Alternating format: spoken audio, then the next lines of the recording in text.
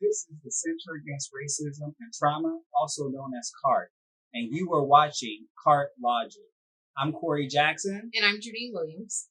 And today we're so excited to launch our center on this day, August 28th, which is the anniversary of Emmett Till's death, so that people can understand the historical moment in which people were able to see what racism really looks like. So for those of you who may not remember or know the story of Emmett Till, let me give you a quick overview.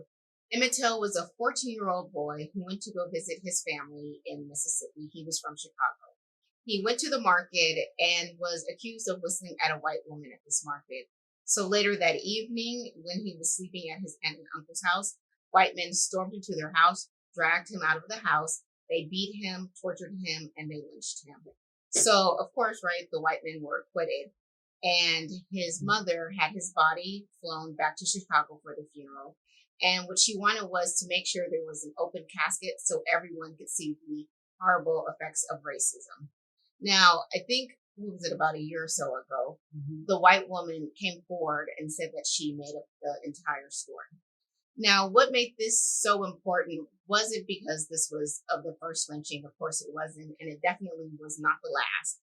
But Jet magazine ran the picture of his maimed body in his casket, and what it did was allow people to see what happens when there's racism in the world and when people are silent against racism. So think about it. A 12-year-old boy, right? He was 14-year-old boy. So for the summer. Exactly. Visiting family. He loses his life, right? In the most brutal way.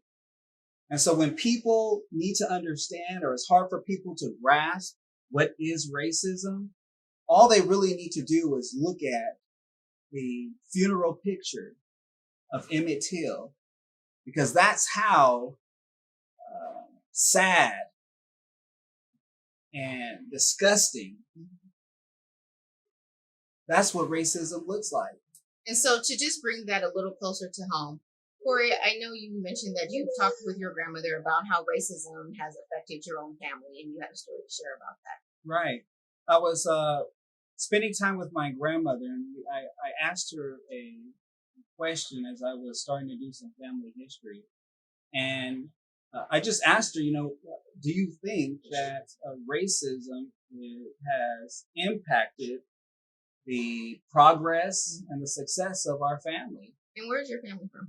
My family, this grandmother I was talking to was from Mississippi. Okay. I'm a first generation Californian, so my father's side is from Mississippi and my mother's side is from Texas, a part of those great migrations of African Americans. And what was so profound about our conversation was that she herself brought up the historical moment of Emmett Till's death. Right? Now, does she have any sons? Yes, she has 3 sons. Okay. All of her children are males. And so even to this day, she thinks about Emmett Till and how worried she was of her sons going out, whether it's going to school or going out to play, and wondering, like Emmett Till, will they come back alive or not? Right? And so people don't understand the type of things that parents worry about, right, that children worry about, especially in this historic time when we're beginning to see more and more on camera about African-American males being murdered by police, right? So mothers, parents all over this nation are worried, just like my grandmother was, and whether they would come home safe or not. Now, what have been some of the fads that we've seen as far as addressing racism? So, like colorblindness, what else? Right, we had the Colorblind Society movement, right? We had the multiculturalism. Right, the melting pot. The melting pot. And all of those may have been well-intentioned, but as you can see now, all it was making people be more they hid racism a lot more. Right. They weren't so overt, right? but also it causes us to just ignore it instead of addressing it. So, what are some of the symptoms you think of racism? Well, I think we can see it today. Okay. Right? We have thousands of our immigrant brothers and sisters who are being basically in internment camps, right? And the way that we think of them, other human beings being treated that way,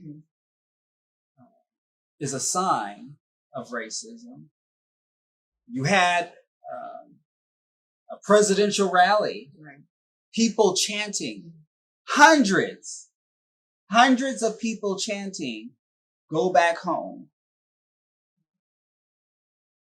And when people were asked on whether they thought that was racist or not, I can only imagine right? what they said. What happened? No, of course the president's not racist. No, of course this is not racist. When in fact, there's nothing worse than being racist than being silent when racism is happening, or two, defending those who are racist. And so we have to be careful to see how dangerous this is, because if we ignore it, just like cancer, racism will spread and eventually it will become deadly, like Emmett Till. So as you all tune in with us for our blogs on Cart Logic, what you will see is us bring forth examples of racism, and we will also talk about how to be vigilant and not stay silent when you see and hear these examples of racism. Thank you very much. This is Cart Logic, pushing humanity forward.